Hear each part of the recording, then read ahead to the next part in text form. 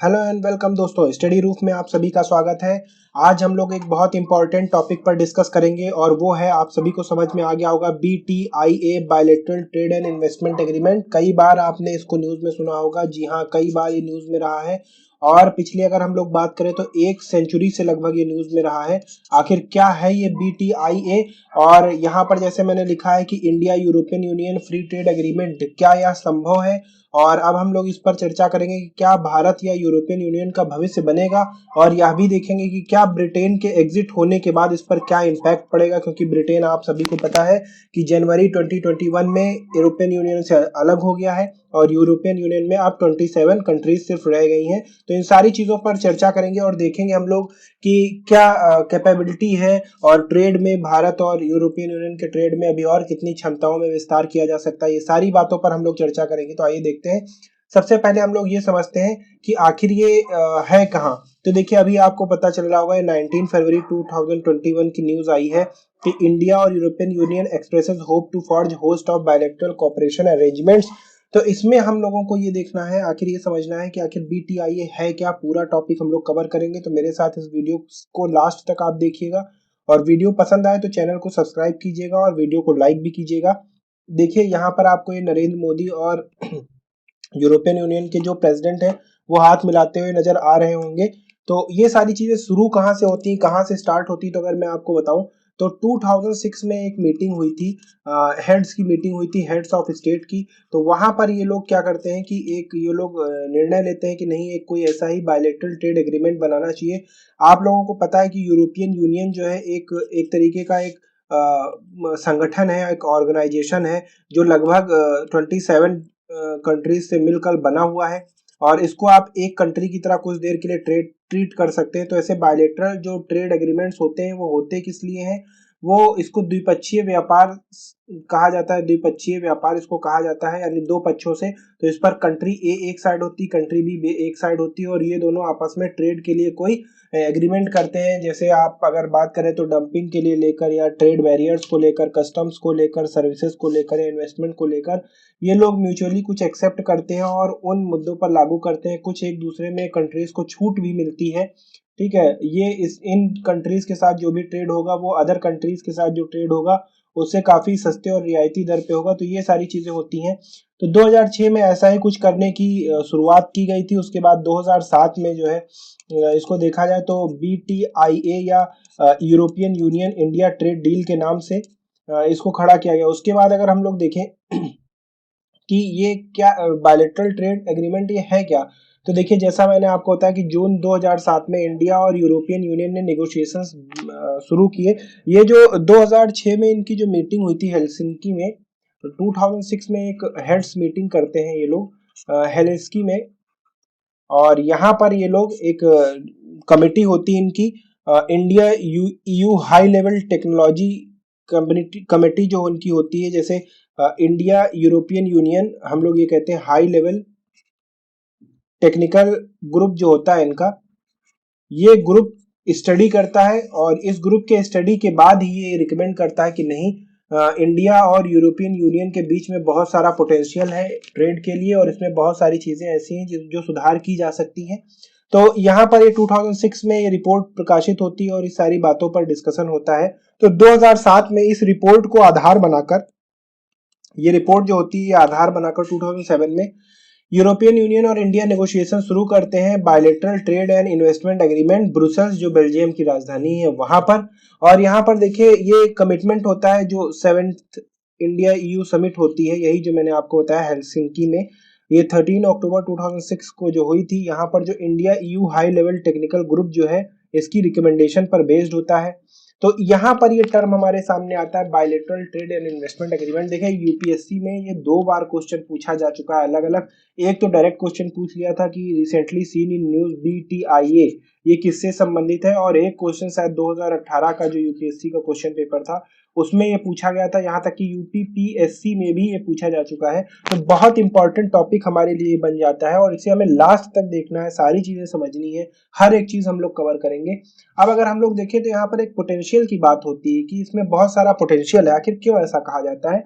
तो अगर हम लोग ट्रेड स्टैटिस्टिक्स को लेकर चलते हैं कि ट्रेड का क्या स्टैटिस्टिक्स है, तो देखिए जो यूरोपियन यूनियन है उसका अगर पूरे विश्व के साथ ट्रेड की बात की जाए, अगर पूरे विश्व के साथ 100% ट्रेड होता है तो इसमें भारत का हिस्सा कितना है, सिर्फ 3%, यानी कि कितना कम है। और भारत, आपको पता है कि भारत आत्मनिर्भर बनना चाहता है, और आत्मनिर्भर बनना चाहता है और तो और देखिए एक्सपोर्टिंग हब बनना चाहता है, और यहाँ तक कि डिफेंस एक्सपोर्टिंग हब भी बनना चाहता है, इसलिए डिफेंस एक्सपो ऑर्गेनाइज किया जा रहा है। तो भारत एक्सपोर्ट पर ध्यान देना चाहता है, इसके लिए बहुत सारी एक्सपोर्ट मर्केंटाइज एक्सपोर्ट पॉलिसी भी लेके आया, MEP और MEIS या मर्केंटाइज एक्सपोर्ट इंसेंटिव स्कीम भी लेकर आया। तो एक्सपोर्ट को बढ़ावा देने के लिए बहुत सारी स्कीम्स को चालू किया गया है। इस स्कीम को हम लोग किसी और वीडियो में डिस्कस करेंगे। और तो एक्सपोर्ट की ओर भारत का ध्यान बहुत ज्यादा है। एक्सपोर्ट से क्या होगा कि एक तो जो हमारा मुद्रा है वो भी मजबूत होगी, और जो हमारे जो अकाउंट्स है BOP वो भी मजबूत होगा। तो यहाँ पर ये देखने वाली बात है कि इतना कम है, 3% है, इसको बढ़ाकर बहुत ज्यादा किया जा सकता है। और अगर हम लोग भारत के लिए बात करें तो यूरोपियन यूनियन जो है जिसमें 27 कंट्रीज है, तो आप ये मान के चलें कि 27 कंट्रीज जो है ये मिलकर, ये 27 के 27 कंट्रीज मिलकर इंडिया में 11% ग्लोबल ट्रेड का शेयर है। तो इसको बढ़ाया जा सकता है कि 27 कंट्री मिलने के बाद भी 11% का शेयर आ रहा है भारत के हिस्से में। यानी भारत जितना अगर 100 रुपए का एक्सपोर्ट कर रहा है, भारत यहाँ पर ये मान के चले तो 11 रुपए का एक्सपोर्ट सिर्फ इन 27 कंट्रीज को कर रहा है। तो ये मतलब आप समझ सकते हैं कितना लो है। एक दो कंट्रीज के साथ इतना वेटेज होता तो माना जा सकता था, लेकिन 27 कंट्रीज के साथ इतना वेटेज है तो ये काफी लो है, और इसको इंक्रीज किया जाना चाहिए। कुछ नहीं तो तकरीबन 30% तक तो ये बढ़ाया ही जा सकता है। इसलिए ऐसा कहा जा रहा है कि बहुत ज्यादा पोटेंशियल है। अगर हम लोग यूरोपियन यूनियन के स्टैटिस्टिक्स का ग्राफ देखें तो देखिए इसका ग्राफ क्या कहता है। यहाँ पर ये देखिए, यहाँ पर ये लिखा हुआ है, ये इंडिया की अगर हम लोग बात करें तो अगर इंपोर्ट की बात करें तो इंपोर्ट के आधार पर इंडिया की रैंक 10th है, और सिर्फ 2% इंपोर्ट जो है वो इंडिया से होते हैं, और इसमें इंडिया की रैंक 10th है। और अगर यहाँ पर एक्सपोर्ट की बात की जाए तो इंडिया का एक्सपोर्ट भी लगभग सेम है, 2% के करीब इंडिया का एक्सपोर्ट है, और यहाँ पर उसकी रैंक 11th, यानी कितना कम है। और जबकि इंडिया एस्पायर कर रहा है एक एक्सपोर्ट हब बनने के लिए। तो ऐसी दिशा में जहाँ पर जो इसके वीक और क्रिटिकल पॉइंट्स हैं उसको एनहेंस किया जाना चाहिए। यहाँ पर चीन को देखिए, चीन 9% है एक्सपोर्ट के मामले में। यूरोपियन यूनियन चीन को एक्सपोर्ट कितना करता है। और अगर चाइना के इंपोर्ट की बात करें तो देखिए लगभग 20% चाइना एक्सपोर्ट करता है यूरोपियन यूनियन को, और अदर में 50% आ जाते हैं। तो बहुत सारा शेयर है, इसको बढ़ा के कुछ नहीं तो जो यूरोपियन यूनियन इंपोर्ट करता है तो इसको बढ़ाकर कुछ नहीं तो 15 से 20% तक किया जा सकता है, इतना पोटेंशियल है। और इंपोर्ट जो करता है भारत, इसको भी कम किया जा सकता है। तो यहाँ पर अगर हम लोग एक बात देखें तो समझने वाली बात यह है कि काफी ज्यादा इसमें स्कोप है, बहुत ज्यादा पोटेंशियल है। लेकिन आखिर समस्या क्या आई, कहाँ पर रुकावट आ रही। तो देखिए बहुत सारे ऐसे पॉइंट है जहां पर रुकावट आ रही है। इसलिए यूरोपियन यूनियन और इंडिया को एक द्विपक्षीय व्यापार समझौता साइन करने की जरूरत पड़ी, यानी bilateral trade and investment agreement करने की जरूरत पड़ी। क्योंकि देखिए आपको पता ही होगा कि बजट में अनाउंस किया गया था 102 लाख करोड़ का हमारा इंफ्रास्ट्रक्चर पाइपलाइन, ये हमारी अनाउंस की गई थी। और भारत ह्यूज इन्वेस्टमेंट चाहता भी है। तो ये सारा इन्वेस्टमेंट कहाँ से आएगा, ये सारे इन्वेस्टमेंट को अट्रैक्ट करने के लिए भारत को इस तरफ BTIA पर भी ध्यान देना पड़ रहा है। हालांकि काफी वर्षों से शांत पड़ा हुआ था क्योंकि कुछ मुद्दे ऐसे थे जो सुलझ नहीं पा रहे थे। लेकिन अगर इंडिया को इन्वेस्टमेंट चाहिए, क्योंकि यूरोपियन कंट्रीज बहुत प्रॉस्पेरस है, अगर हम लोग देखें कि UK का अगर आप देख लें कितनी छोटी कंट्री है, और लिस्ट में अगर देखें तो फिर तो ये इसकी इकोनॉमी बहुत बड़ी है। फिर अगर जर्मनी की बात अगर हम लोग करें, यहाँ पर अगर इकोनॉमी की बात करें तो सबसे पहले US है, फिर चाइना है, उसके बाद अगर हम लोग बात करें तो जर्मनी है। ठीक है, तो ये सारी कंपनीज देखते हैं कि जो जर्मनी है सबसे बड़ी EU में इसकी, और पूरे विश्व में तीसरे नंबर की अर्थव्यवस्था है, 5वें नंबर की अर्थव्यवस्था भारत की है। तो समझ सकते हैं हम लोग कि जर्मनी जैसे कुछ देश जो है उनका कितना पोटेंशियल है यूरोपियन यूनियन में। तो आखिर क्या, कौन से बॉटलनेक्स थे इसमें और क्या वजह थी जिनकी वजह से ये साइन नहीं हो पा रहा था, इन सब पर भी हम लोग चर्चा करेंगे। इसका सबसे पहले सिग्निफिकेंस देख लेते हैं। तो देखिए इंडिया और यूरोपियन यूनियन में ट्रेड जब आ जाएगा तो ये जो बैरियर्स हैं गुड्स और सर्विसेज के आदान प्रदान में, और जो इन्वेस्टमेंट में जो बैरियर्स आ रहे हैं उन सारी चीजों को हटा देगा। और एक चीज देखिए WTO में कुछ ऐसे अस्पष्ट रूल्स हैं, ठीक है, जिनकी वजह से बात नहीं बन पा रही। वैसे WTO भी जो हमारा ये पहले गैट था, और गैट के बाद ये 1 जनवरी 1995 को अपने इस ओरिजिनल फॉर्म में आता है WTO में। इसका भी काम यही कि बैरियर्स को हटाया जाए, लेकिन ये देखिए अब इसमें बहुत सारे एलिगेशंस लग रहे हैं कि ये बायस्ड नेचर का है, ठीक, बायस्ड नेचर का है, और इसमें बहुत सारे रूल्स है जो हैं वो अस्पष्ट है, एम्बिगुअस है। और इसमें देखिए इसकी जो डिस्प्यूट रिजोल्यूशन कमेटी है वो भी इस समय, उसमें कोई भी रिक्रूटमेंट नहीं हुआ है तो खाली पड़ा है, ये भी इनफेक्टिव। तो ऐसे में क्या होता है कि कोई भी डिस्प्यूट अगर WTO में पड़ा हुआ है तो काफी लंबे समय से वो पड़ा रहता है, उस पर उसका रिजोल्यूशन नहीं हो पाता। तो ऐसे में बायलेटरल समझौते की ओर देखने की जरूरत पड़ रही है। तो वही यहाँ पर है, इसका सिग्निफिकेंस क्या होगा कि जो एम्बिगुअस रूल्स WTO के हैं उनको ये फिर हल कर देगा और एक नई मार्केट को खोल देगा इंडिया और यूरोपियन बिजनेस के लिए। तो यहाँ पर अब देखते हैं हम लोग कि आखिर क्या क्या नेगोशिएशंस में है। तो देखिए trade in goods, trade in services, trade in investment, trade in sanitary and phytosanitary measures है, trade in barriers to trade और trade remedies. Rules of origin को अगर हम लोग देखें तो इसको इंडिया ने अप्लाई कर दिया है अब ई कॉमर्स वेबसाइट्स के लिए यहाँ पर।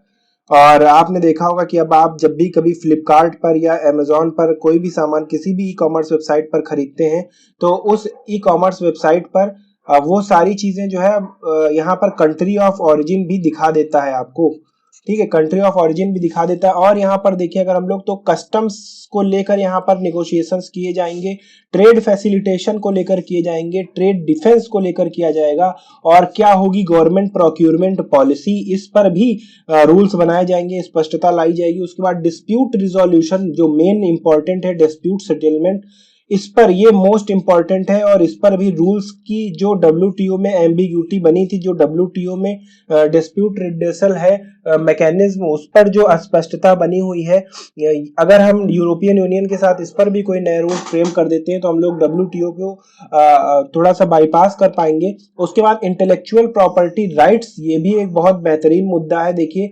US और चाइना में इसी पर लेकर वॉर चल रहा है, और इंडिया के लिए भी US ने काफी कुछ ब्लॉक कर रखा है IPR के चलते। इंटेलेक्चुअल प्रॉपर्टी राइट या बौद्धिक संपदा जो हमारी है उसको भी लेकर भारत में भी अब आते समय जो बौद्धिक संपदा है उस पर भी भारत कानून बनाने के लिए ड्राफ्ट लेकर आ गया है इंटेलेक्चुअल प्रॉपर्टी राइट बिल को लेकर। तो यहाँ पर यूरोपियन यूनियन में भी इस बात को लेकर, और उसके बाद GI टैग जो है जियोग्राफिकल इंडिकेशन पर भी रूल्स बनाने हैं, सस्टेनेबल डेवलपमेंट। तो इन सारी चीजों पर बात होगी। ये सारे ऐसे मुद्दे हैं जिन पर रूल्स बनाने हैं, ठीक है, इन पर रूल्स बनाने हैं, इन पर निगोशिएशंस करने हैं और इन्हीं पर एग्रीमेंट फाइनली साइन करना है। अब हम लोग देखते हैं कि आखिर क्या इश्यूज हैं। तो अगर हम लोग बात करें तो 2013 में जब टॉक्स कोलैप्स हो गई थी पूरी तरीके से, मतलब पूरी तरीके से अगर हम लोग बात करें कि कोई नतीजा नहीं निकल पा रहा था, तो इसके मुख्य वजह एक थी ऑटोमोबाइल सेक्टर। आपको पता होगा कि जो यूरोप है वो ऑटोमोबाइल सेक्टर में काफी आगे है, और वो ये चाहता था, एक एक मुद्दे को लेकर चलते हैं। तो वो सबसे पहला है हमारा ऑटोमोबाइल। तो यूरोप हमारा ये चाहता था कि जो ऑटोमोबाइल है उसको ज्यादा एक्सेस दिया जाए भारत के मार्केट में, ठीक है, ज्यादा मार्केट एक्सेस दी जाए। और फाइनेंशियल सर्विस सेक्टर जैसे हमारे बैंक हो गए और हमारे इंश्योरेंस हो गए, ठीक है, जैसे हमारी LIC है, new India insurance company limited है, और उसके बाद United India insurance company limited है। तो ये सारे जो पब्लिक सेक्टर इंश्योरेंस कंपनी, इसमें भी फॉरेन जो यूरोपियन यूनियन की कंपनीज है उनको भी जगह दी जाए। उसके बाद हमारे बैंकिंग सेक्टर में भी जगह दी जाए, और ई कॉमर्स में भी उनको जगह दी जाए। ई कॉमर्स के लिए भी उन नॉर्म्स को थोड़े ढीले किए जाएं कि यूरोपियन यूनियन की ई कॉमर्स कंपनी यहाँ पर आए और यहाँ पर आकर अपना परफॉर्म करे। उसके बाद हम लोग देखते हैं कि जो लेबर का इश्यू था, ठीक है, लेबर माइग्रेशन का इश्यू था, और इन्वायरमेंट को लेकर इशू था, क्योंकि आपको पता होगा कि वहां पर इन्वायरमेंट, यहाँ पर इन्वायरमेंट के नॉर्म्स कुछ दूसरे हैं और यूरोपियन यूनियन में इन्वायरमेंट के नॉर्म्स कुछ दूसरे हैं। तो उस पर भी सहमति बनाई जानी जरूरी थी। उसके बाद जो प्रोक्यूरमेंट पॉलिसी है उस पर भी सहमति बनाई जानी जरूरी थी। तो ये सब ऐसे कुछ मुद्दे थे जहां पर स्पष्टता नहीं आ पाई थी। अगर भारत की ओर से बात करें तो भारत में देखिए भारत की कौन कौन से कंसर्न थे। भारत चाहता था कि जो उसकी लेबर माइग्रेशन है उसको ज्यादा एक्सेस मिल पाए यूरोपियन यूनियन के मार्केट पे, यानी माइग्रेशन, लेबर माइग्रेशन जो है, जो भारत से मजदूर लोग हैं वो यूरोपियन यूनियन में जाकर अपना आराम से काम कर सकें। उसके बाद ई कॉमर्स को लेकर भारत में ये था कि डाटा लोकलाइजेशन को लेकर मुद्दा बात नहीं बन पाई थी। डाटा लोकलाइजेशन को लेकर भारत का कहना ये था कि ई कॉमर्स की जो भी वेबसाइट है या जो भी कंपनी है और यहाँ पर जो इंश्योरेंस की जो भी कंपनी है, वो सारी कंपनीज जो है इन सभी को डाटा लोकलाइज करके रखना होगा, यानी एक ऑपरेट कहीं से भी करें लेकिन एक सर्वर इनको इंडिया में भी बनाना पड़ेगा और डाटा देश के बाहर नहीं जाएगा। तो इन सारी बातों पर यूरोपियन यूनियन और भारत में एग्रीमेंट नहीं बन पा रहा था, एक तो लेबर माइग्रेशन पर लेकर और एक ई कॉमर्स पर लेकर। और जो भारत का कंसर्न था वो ये था कि बैंकिंग सेक्टर में भारत में अभी एनपीए यानी डुअल बैलेंस शीट का प्रॉब्लम चल रहा है। ठीक है, डुअल बैलेंस शीट का प्रॉब्लम चल रहा है। तो यहाँ पर यूरोपियन यूनियन ये चाहता था कि बेसल कन्वेंशन को ही माना जाए और जो इंडिया था वो ये चाहता था कि आरबीआई के द्वारा वो बैंक गवर्न हो प्लस बेसल नॉर्म्स माने जाए। ठीक है, तो यहाँ पर ये अस्पष्टता बननी थी। एक तो भारत इसलिए इजाजत नहीं दे रहा था क्योंकि एनपीएज अभी है, जब तक इसको ठीक नहीं किया जाएगा तब तक कि फॉरेन बैंकिंग सेक्टर्स को भारत में इजाजत या सही तरीके से जब तक एनपीए के नॉर्म्स नहीं क्लियर हो जाते हैं या रिजॉल्वेंसी जो इंसॉल्वेंसी वो नहीं सॉल्व हो जाती है, इंसॉल्वेंसी को लेकर जो फॉरेन के नियम है वो भारत में किस तरीके से फिट बैठते हैं, इस पर एग्रीमेंट नहीं हो पाया था, इसलिए ये सारी चीजें अटकी हुई थी। तो ये कुछ बॉटल नेक्स हैं जो इन भारत और यूरोपियन यूनियन के बीच में फंसे हुए हैं। जो मेन कंसर्न है वो लेबर माइग्रेशन को लेकर है, ई कॉमर्स वेबसाइट को लेकर है, डाटा लोकलाइजेशन को लेकर है। उसके बाद एक चीज और बनता है वो है इंटेलेक्चुअल प्रॉपर्टी राइट। भारत में इसको लाइटली लिया जाता है और अगर यूरोपियन यूनियन की बात करें तो वहां पर आईपीआर के नॉर्म्स कुछ और हैं। ठीक है, तो ये सारे कुछ बॉटल नेक्स थे जिनको लेकर समझौते नहीं बन पा रहे थे। ये सारे इश्यूज थे, आप सारे याद रखिएगा। एक बार मैं फिर से आपको रिवाइज करा देता हूं। लेबर माइग्रेशन का इश्यू भारत की तरफ से था, ई कॉमर्स का इश्यू भारत की तरफ से था, डाटा लोकलाइजेशन का इश्यू था और बैंकिंग सेक्टर और इंश्योरेंस सेक्टर का इश्यू था और आईपीआर का इश्यू था। ये सारे कुछ इश्यूज थे जिनकी वजह से फाइनलाइज नहीं हो पा रहा था। अब हम लोग देखते हैं कि क्या क्या चैलेंजेस है। देखिए, अब जैसे कोरोना के बाद में ये जो कोविड का काल खत्म होगा, इसके बाद में कुछ नए चैलेंजेस सामने आ गए हैं। पहली बात तो भारत ने ये कह दिया कि हम अब आत्मनिर्भर बनेंगे, यानी भारत दूसरी कंट्री से इंपोर्ट को कम करेगा। ठीक है, तो अगर इंपोर्ट को कम करेगा और सिर्फ एक्सपोर्ट करेगा तो दूसरी कंट्री को लॉस होगा। तो यहाँ पर कोई भी कंट्री ऐसे देश से नहीं कराना चाहेगी जो प्राइवेटाइज्ड पॉलिसी पर बेस हो या जो प्रोटेक्शनिस्ट रिजीम पर बिलीव करता हो। तो भारत का जो ये आत्मनिर्भर का स्टेप है ये प्रोटेक्शनिस्ट स्टीम को दिखाता है। और जो हमारा अमेरिका है यूएसए, ये भी जो अमेरिका फर्स्ट की पॉलिसी लेकर चलता है ये भी प्रोटेक्शनिस्ट रिजीम को फॉलो करता है। तो ऐसे में एक नया मुद्दा खड़ा होके आ गया है, एक तो प्रोटेक्शनिस्ट स्टैंस। ठीक है, जो इंडिया को अब प्रोटेक्शनिस्ट स्टैंस की ओर देख रहा है कि भारत नहीं, भारत किसी और कंपनी या बाहरी कंपनी को अपने अंदर अधिकार ही नहीं देना चाहता। प्रोटेक्शनिस्ट का मतलब होता है कि जो अपनी डोमेस्टिक कंट्रीज हैं सिर्फ उनको प्रोटेक्ट कर रहा है और ये फॉरेन कंट्रीज को एंट्री ही नहीं देना चाहता, या फॉरेन कंट्रीज को एंट्री देगा तो इतना मार्केट एक्सेस नहीं देगा कि वो लोग ज्यादा से ज्यादा प्रॉफिट बना पाए। तो ऐसे एक तो उसको प्रोटेक्शनिस्ट रिजीम के रूप में यूरोपियन यूनियन भारत को देखने लगा है और दूसरी बात यह कि जो आत्मनिर्भर का जो कॉन्सेप्ट आ गया है वो प्रोक्यूरमेंट पॉलिसी में कुछ चीजें लेकर आ गया है। जैसे अगर मैं बात करूं कि प्रोक्यूरमेंट पॉलिसी में क्या समस्या उत्पन्न हो गई है, तो देखिएगा यहाँ पर भारत ने सबसे पहले ये कह दिया है कि जो डोमेस्टिक कंपनीज हैं प्रोक्यूरमेंट में उनको पहला स्थान दिया जाए। मतलब जो भी पब्लिक प्रोक्यूरमेंट होता है उसमें पहला स्थान दिया जाए। दूसरे नंबर पर किसको प्रेफरेंस दिया जाए, जो फॉरेन कंपनीज हैं। ठीक है, ऐसी फॉरेन कंपनीज जिसमें डोमेस्टिक या इंडियन सिटीजन उसका संचालन कर रहा है तो दूसरे पे प्रेफरेंस उनको दिया जाए। तीसरा ये है कि अगर कंपनी फॉरेन है और फॉरेन सिटीजन उसको चला भी रहा है प्लस वो इंडियन लोकल गुड्स को परचेज कर रहे हैं तो तीसरे पर उनको प्रेफरेंस दिया जाए। और चौथा ये रख दिया है कि 40% जो भी हमारे लोकल गुड्स होंगे वो उनको लोकली ही परचेज करने रहेंगे। तो ये सारे कुछ बॉटल नेक्स लगा दिए हैं प्रोक्यूरमेंट पॉलिसी में। ठीक है, ये सारे कुछ बॉटल नेक्स लगा लिए हैं जो यूरोपियन यूनियन के लिए सही नहीं बैठ रहा है क्योंकि आपने इतनी सारी कंडीशंस लगा दी हैं। ठीक है, तो इसमें अगर आप देखें कोई फॉरेन कंपनी को डायरेक्टली इतनी जल्दी मार्केट एक्सेस प्रोक्यूरमेंट में मिल जाए ये इतना आसान नहीं लगता। तो ये सारे कुछ ऐसे मेजर्स हैं। तो अब देखते हैं कि इस बीटीआईए पे बात होनी शुरू हो गई है और बीटीआईए पर बात होनी शुरू हो गई है और बीटीआईए पे बात होने के बाद इसमें किसी न किसी तरीके से कोई समझौता निकलेगा और हम ये कह सकते हैं कि आगे आने वाले 2 से 3 सालों में BTIA पर कोई ना कोई सहमति बन सकती है, क्योंकि अब ये मुद्दा गर्मा गया है। क्योंकि चाइना को देखिए कुछ कारण है, एक तो चाइना को मैन्युफैक्चरिंग हब से आउट पावर करना है, दूसरी बात इंडिया को अपने एक्सपोर्ट्स बढ़ाने हैं। तो ये सारी चीजों को ध्यान में रखते हुए हमें जो है BTIA पर 2 या 3 सालों में हम लोग साइन कर सकते हैं। लेकिन ऐसा भी हो सकता है कि RCEP की तरीके से अगर एग्रीमेंट ना बने, तो क्योंकि RCEP में देखिए चाइना भी इंक्लूड था, इसलिए भारत ने इसको हटा दिया। ठीक है, हालांकि RCEP में लगभग 10 या 11 कंट्रीज से तो भारत का ट्रेड डेफिसिट ही था। ठीक है, तो ऐसे में हम ये देख सकते हैं कि जो RCEP है वो BTIA को रिप्लेस भी कर सकता है। तो ये था आज के वीडियो में, और उम्मीद करते हैं कि आपको इस वीडियो से काफी कुछ सीखने को मिला होगा। अगर आपको वीडियो पसंद आया हो तो वीडियो को लाइक करें, चैनल को शेयर करें और सब्सक्राइब करें। Thank you for watching.